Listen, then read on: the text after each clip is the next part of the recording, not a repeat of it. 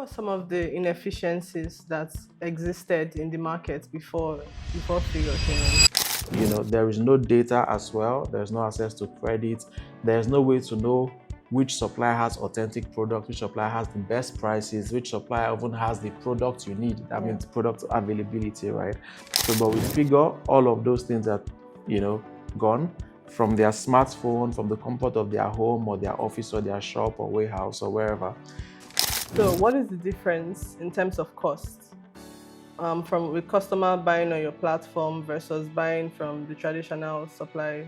Theoretically, the way the retail value chain works is you have manufacturers, Yeah. then you have probably distributors or wholesalers. But in real life, the way it works is you have manufacturers, you have distributors, you can have a sub-distributor one, you have a Yeah. sub-distributor two, maybe Mhm. sub-distributor three, then wholesaler, then maybe smaller wholesaler, then retailer.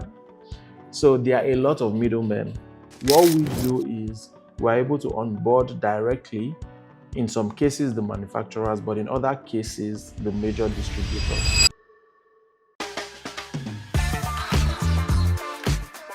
Hello, everyone, and welcome to another episode of Industry by Mustard Insights, where we take a deep dive into the industries that are on our radar.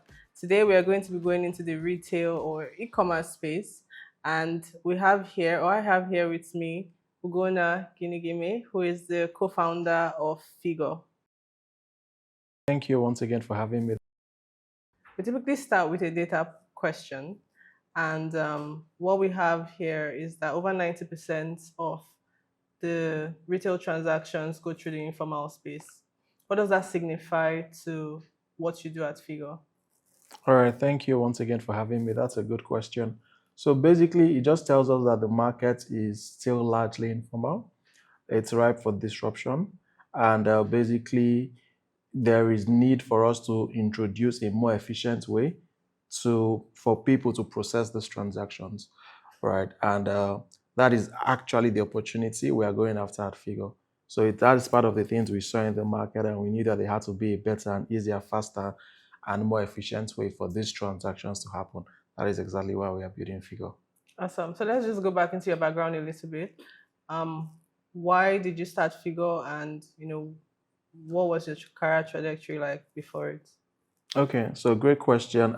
So by training, I'm an engineer, right? I studied in industrial and production engineering, but I've always wanted to be an entrepreneur. So I started a couple of businesses when I was in the university, and all my businesses then failed at some point.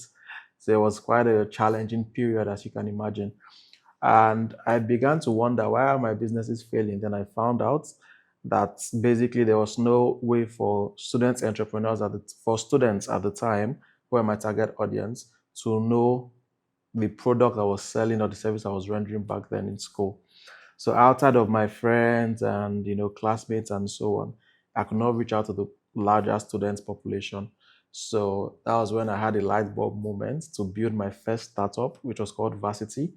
So Varsity initially started as a student marketplace to enable student entrepreneurs like myself to sell their products or services to fellow students, right? And so I launched that, I think, in 2015, right? And it was quite an interesting journey, right? So, of course, I was still in school, so it was part time.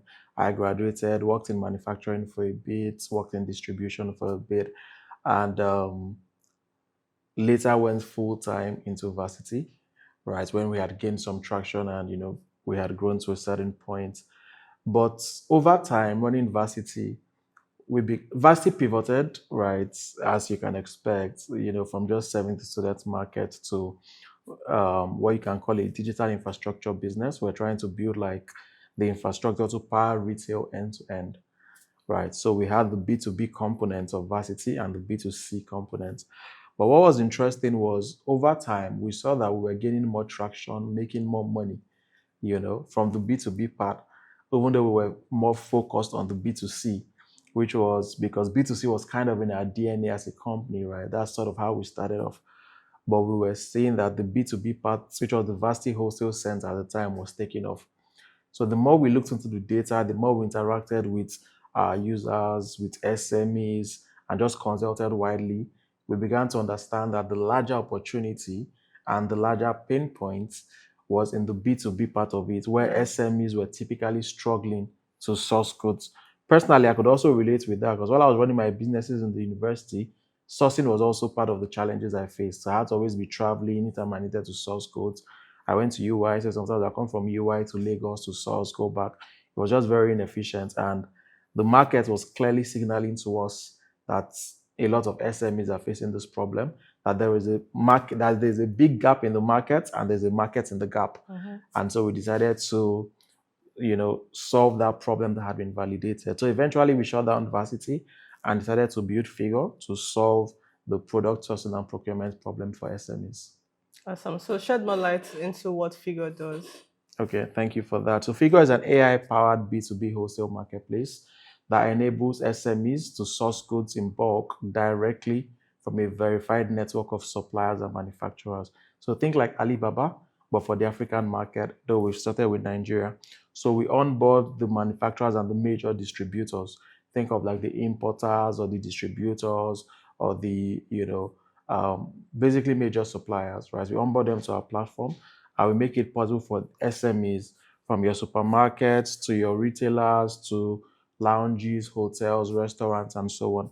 We make it possible for them to discover, negotiate, pay, and source goods directly from these suppliers and manufacturers. So basically, we are optimizing that product sourcing and procurement problem end to end. Okay, so who's your ideal customer?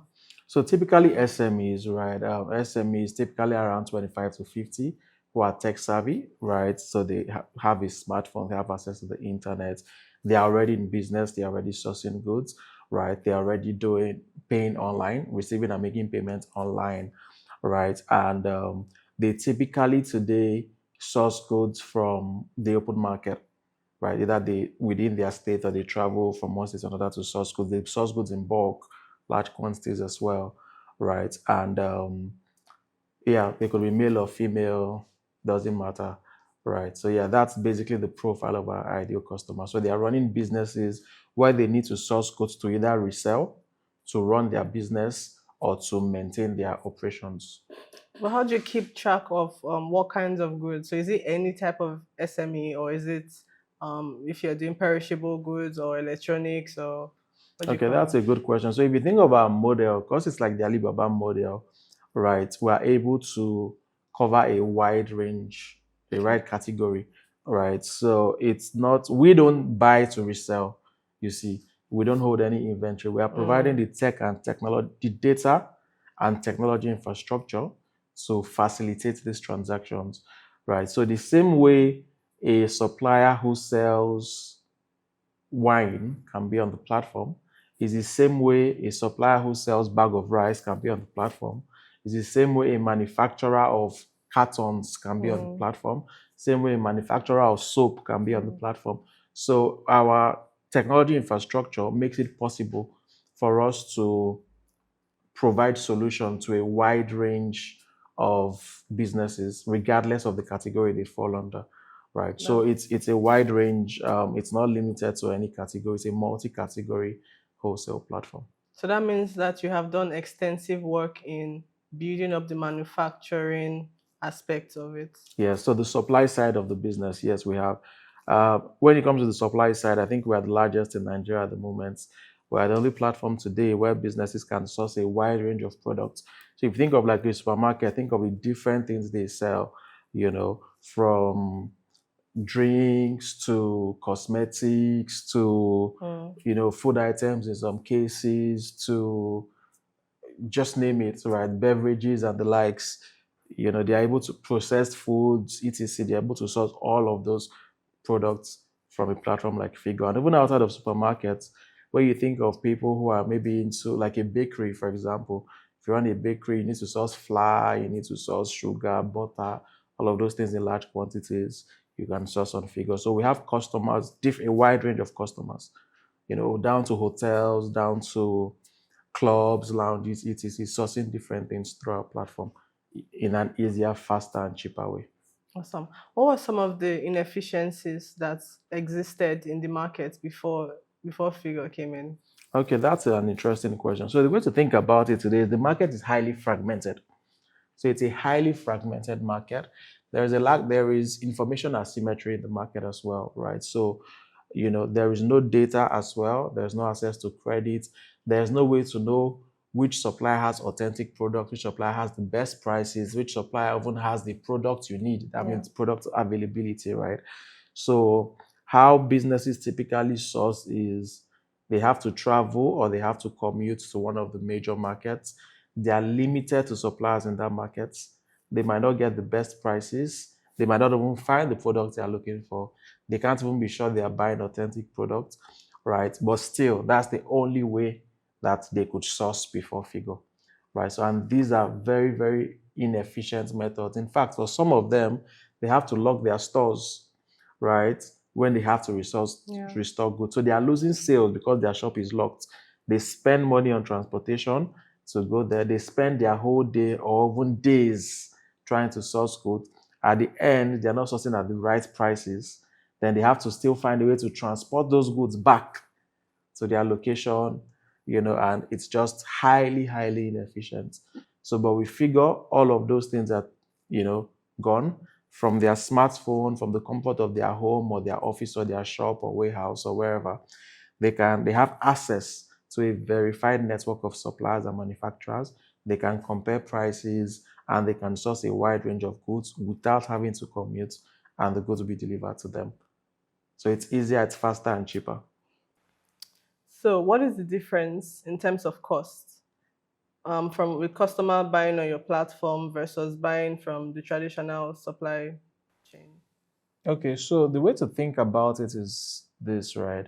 Um, Theoretically, the way the retail value chain works is you have manufacturers, Yeah. then you have probably distributors or wholesalers, then you have retailers, and then consumers, right? That's the theoretical framework or definition of the value chain.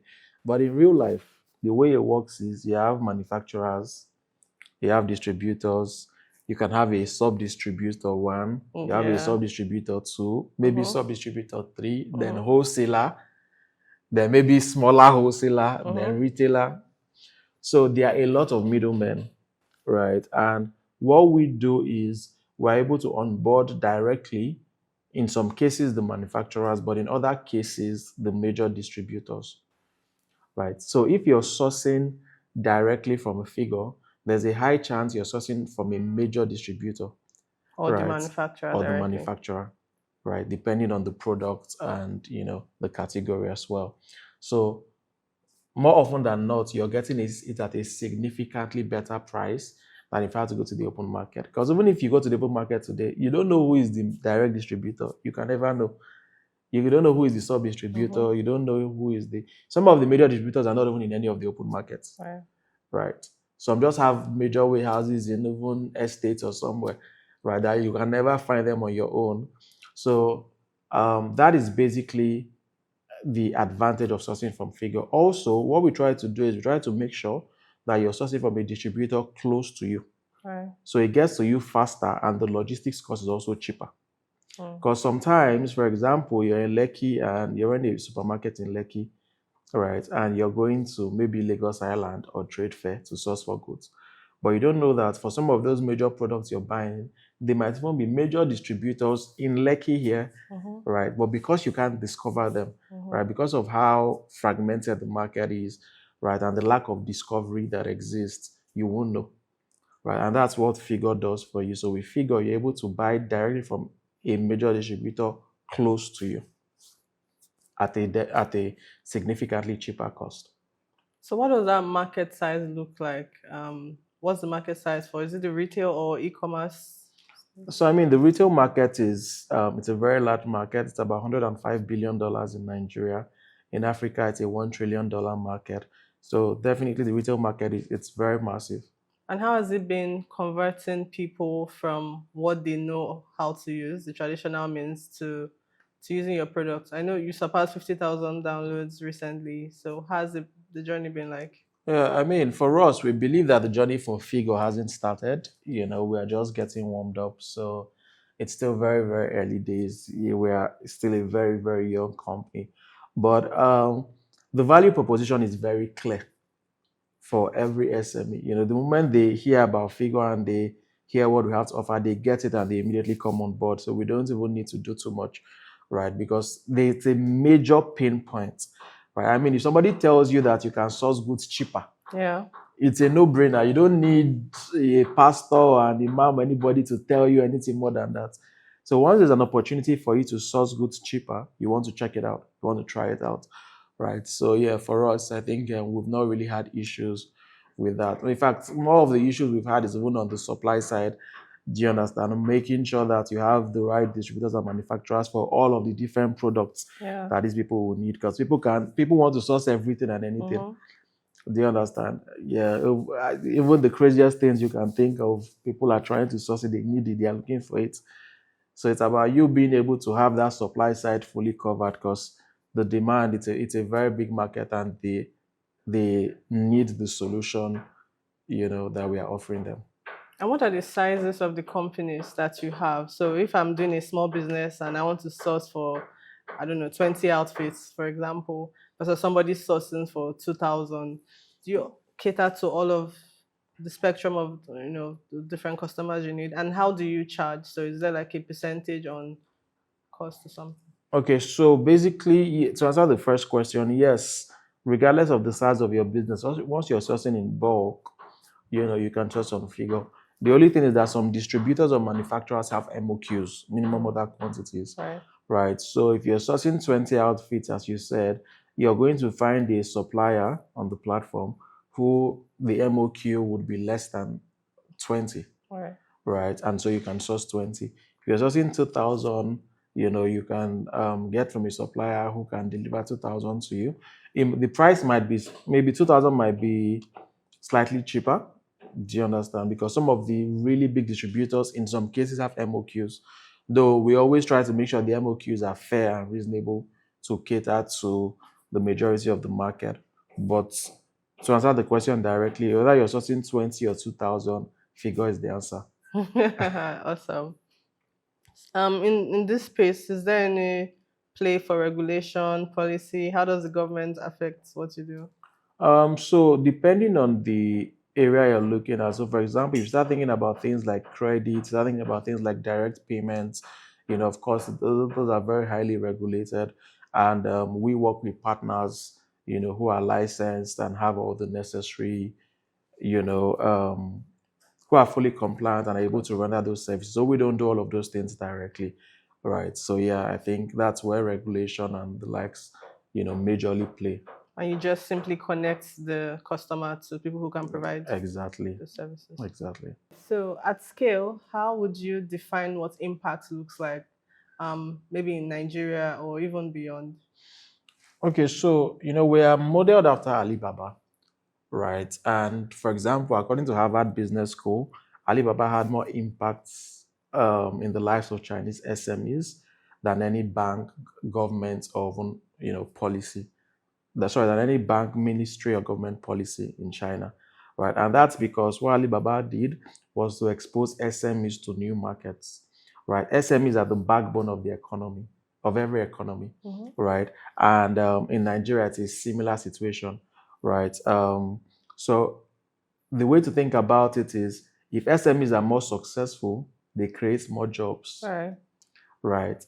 Even when you talk about underserved communities as well, they employ people there, they contribute to the growth of those communities, right? When people are more employed, there's reduced crime rates as well, and people live better lives. So it improves the standard of living generally. Also, in terms of the way we've designed our model to optimize fulfillment and to optimize these sourcing transactions, it has a direct impact on the environment as well, because then people commute less, right? You don't need to commute, travel from Kano to Lagos to buy goods, then travel back. Mhm. Those goods can come and meet you where you are. In fact, you will source it somewhere closer to Kano. So the travel time is less for the human being and for the products, right? And of course, that's less carbon release to the environment, less traffic congestion, less noise pollution.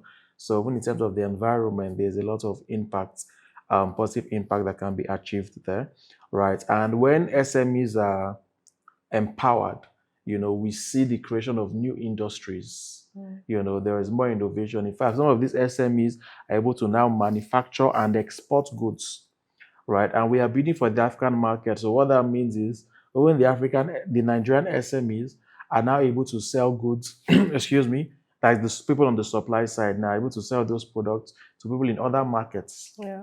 right? So that is improved exports, which will lead to improved export earnings, which will also help to improve the economy. So I think the impact for Figure is really going to be huge. And as we continue to build and scale, as they say, they go feel Yeah. them. I love that. So with yes.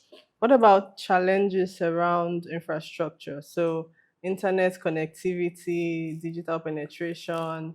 How does that impact what you do? Specifically, knowing that traders, how many traders are as educated as you need? Yeah, so the way to think about it, and thank you for that question, is yes, there are challenges, but you see, what's happening today is, we have um, internet penetration is growing, right? We have even smartphone penetration as well. So the average SME now has a smartphone, right? They are using WhatsApp. They are likely using their bank app, Yeah. maybe OPay or MoneyPoint or one of their bank apps, or alerts from Wema or something, right? They are Some of them are even on social media, maybe Facebook, right? So it's not like maybe 20 years ago when this thing was non-existent, right? The average SME today, right? And they are educated around 80%, over 80% of SMEs are educated up to secondary level, Right. right? So they have some also level of education, right? And so with this, they are very open to the idea of, you know, um, transacting online. However, there are still some of them who don't meet this criteria. And at the moment, you're now our target audience. But we know that the market is changing. 5 years, 10 years down the line, those guys will be phased out. Maybe their children or new people that have taken over the businesses, and they'll be very digital savvy. Plus, the new generation of businesses coming up now are digital first, Right. right? And we are here for the long haul. We are building for them, so we know that that shift is going to happen, and it's going to eventually become, digital first, for almost every SME, and we are positioning for that. Okay. Now, what misconception with the people who are struggling to make this conversion? What misconception do they have about Figure? Maybe not about figures particularly, but maybe just about e-commerce, Right. which is the fact that they can get scammed, right? So Nigeria is a low trust environment generally, and unfortunately, people have had genuine bad experiences, like Right. real bad experiences Mhm. with e-commerce. So sometimes people don't trust you, no matter what you try to do. Somebody who has been scammed once, it's very very hard to convince them that you're legit. So that might just be part of the challenges that we've seen. But for us, we're very big on trust. We are very big on keeping to our word. We want to make sure that people have amazing experiences on Figure, so the word continues to spread, and people continue to know that the better way to source code is through Figure. And we can also help to correct those negative experiences or those misconceptions that people have around e-commerce, and things like payment on delivery and all of those things that some people use as a sort of protective mechanism would gradually become a thing of the past as they begin to trust brands like Figure and the ecosystem generally. As they begin to trust them more, we would see people adopt e-commerce faster. Yeah. So beyond cost, beyond trust, what other competitive advantage would you say you have over other players? One is the fact that we are multi-category, right? We are the only platform today where you can source a wide range of goods across categories in bulk. Nobody else does that, right? So it's price, of course, because we are working directly with the manufacturers and the suppliers, and the way we've structured our business, we're asset light. So we don't have the cost that many typical players have, inventory holding cost, warehousing cost, and whatnot. So we're able to compete, in terms of cost, right? So it's cheaper, basically, if you're sourcing goods on Feegor. We're also a technology and a data-first platform, right? So because of that, we have access to uncommon insights, unusual insights about the market, and about products, etc., etc. So we're able to optimize for those situations that most competitors or other players don't even understand or don't even have, knowledge of. Okay, so as we wrap up, what prediction can you make concerning your industry, say in the next 5 years? Okay, I think we are going to see a billion-dollar e-commerce company in the next 5 years, a billion-dollar B2B e-commerce company in the next 5 years that will totally disrupt the way SMEs source goods. I think some other players have tried, but